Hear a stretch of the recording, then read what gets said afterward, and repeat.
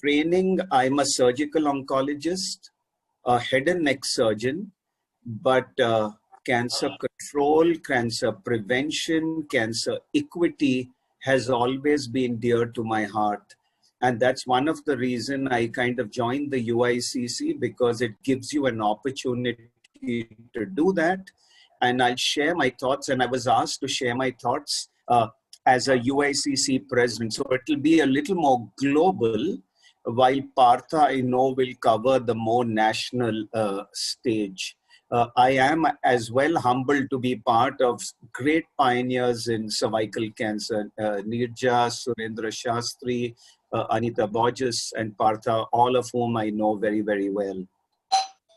So quickly, a recap of the UICC, the largest NGO established in 1933, committed to the cause of cancer control. It's basically the largest voice, and this is one of our flagship programs now, and I'll go along as I tell you. So basically, the UICC is a member organization. We are touching 1,200 members across 172 countries with a mission to unite and support the cancer community, to reduce the global burden, to promote greater equity, and to ensure that cancer control continues to be on the World Health and Developmental agenda.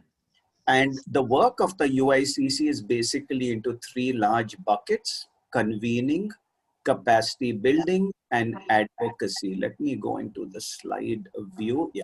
So it's convening, capacity building, and advocacy. Advocacy as in tobacco control, cervical cancer vaccination. Capacity building is new initiatives to strengthen the cancer community. And convening is some of the best meetings that we have: the World Cancer Leaders Summit and the World Cancer Congress, two of the biggest events held by the UICC.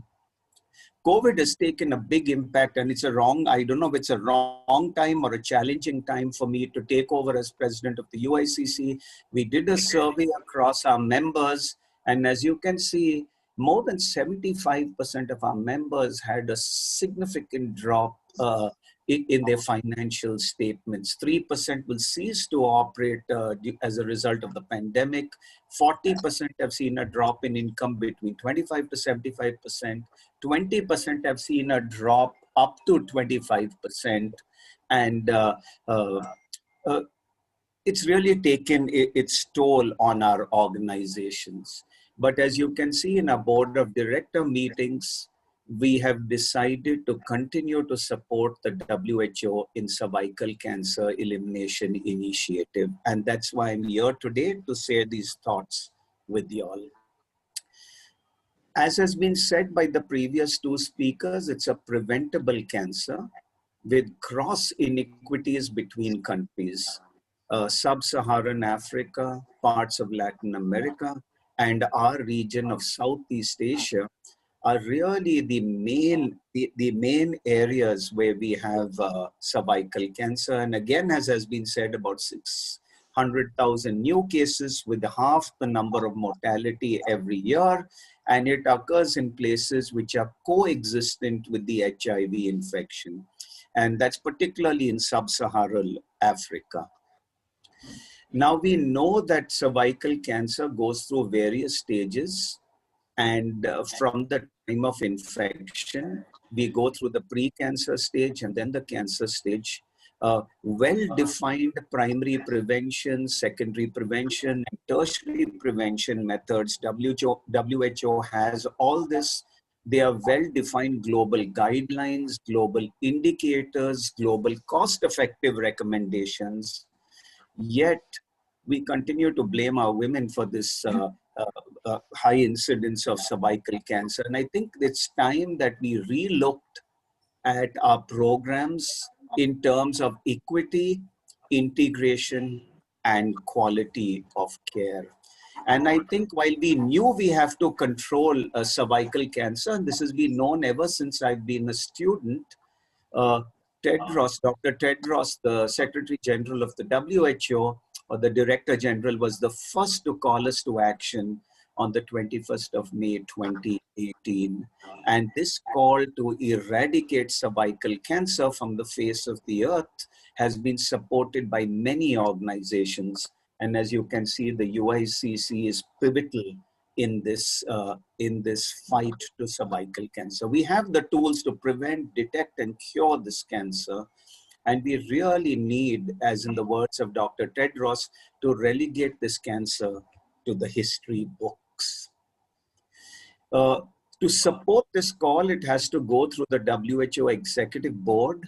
It was supported by 70 members, basically fast-tracked through the EB, the 144th EB.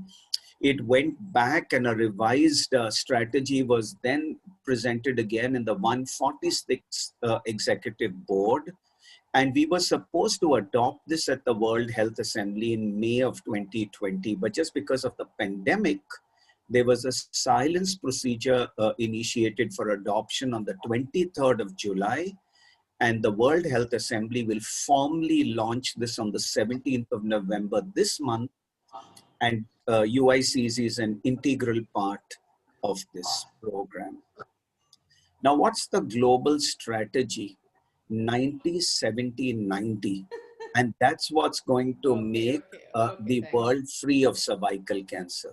The aim is to get 90% of girls vaccinated before the age of 15. 70% of women should be screened by an HPV test between 35 to 45.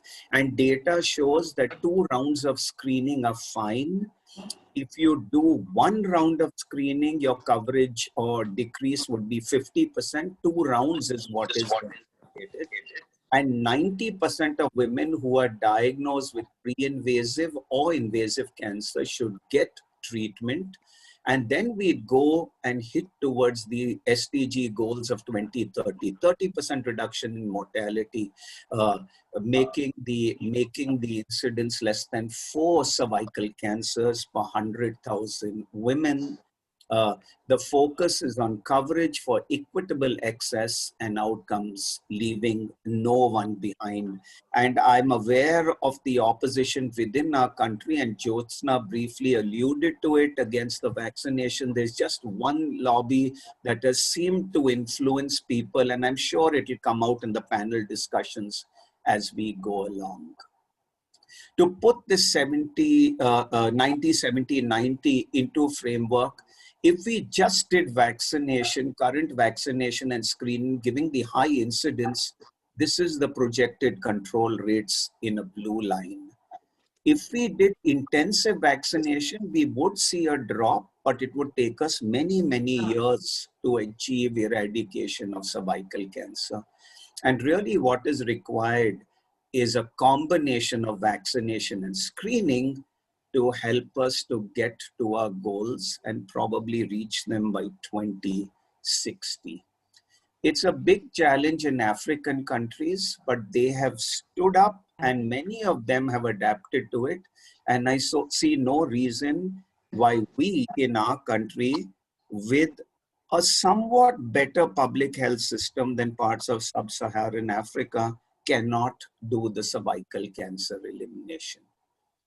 Again, putting this in terms of figures, if you look across 78 low middle income countries, you can see that if we started doing this approach, the dual approach of screening and vaccination, there'll be a 34% drop by 2030, 69 by 2045, and slowly as we go out, we'll be seeing this totally eliminated. In terms of numbers, to the panel to your right, 15 million lives will be saved by 2030, 70 million cervical cancers will be averted, and 62 million women deaths will also be averted.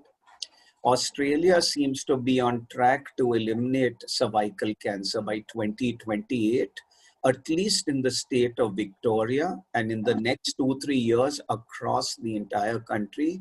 One of the countries that has vaccination for both boys and girls.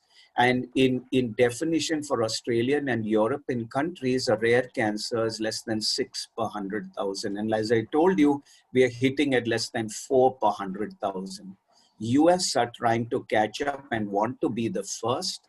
Canada have put a program in place and they should be there by 2040. I think this next point is very important, that many countries like Zambia, Kenya, Bhutan, Rwanda are all on the cervical cancer. So I think we need to ramp up home, and I'm sure Partha will cover some of this in his talk uh, on the national scenario of cervical cancer eradication. As I said, WHO is going to launch the global strategy on November 17th. There's a lot of data. I've given the link sites. You can Google, you can get it. And we at UICC are strongly supporting this. And again, if you go to the UICC homepage, there are a lot of toolkits that can help you. So I've got 5 minutes. I'll be done within 5. Am I correct? Is that 5? Yes, yeah, thank you. I'll be done within 5. Okay. Julie Torrey, who used to be the deputy CEO, now heads what we call the director of special projects. And here is her email ID for those of you all who want to have support from within the UICC. She is full-time dedicated from the UICC to support the WHO initiative and help members. And I know ICS is a member, and the UICC has always had a soft spot for India as a country. So we'd be very delighted to support any of the program. I'm now heading there. So I'm sure whatever support UICC can give will come from there. And there are a lot of toolkits. You have cervical cancer elimination toolkits. There are a lot of resources, press release templates, resolution talking points, and you just have to go, and they're all free downloads, resources that we have on the UICC website. We are building momentum, regional advocacy, technical assistance, best practice platforms, various organizations across different regions of the world, ECO, Francophone, and PAHO at different parts of the world. Just quickly to stimulate people who are policy makers within today's discussion, Brazil have a good program in place. Malaysia have leapfrogged. They've made a lot of changes. And if I can just take a minute, I can take a little time from my last talk, which really is covered in this slide. What is the future? They're looking at women doing self smears, looking at better methods of investigating, that is HPV DNA rather than conventional, and using information technology to prevent again attrition from the classical follow-up. So probably Malaysia is doing something different from the rest of the world. Kenya are supported by the First Lady. Widespread vaccination. Here in the middle panel is a survivor with a daughter, and probably the first girl who got immunized in Kenya. All these efforts are supported by, funded by Unit Aid, and there's a consortium of various organizations with different jobs, and UICC, as you can see, is part of advocacy, civil society mobilization, and scale up.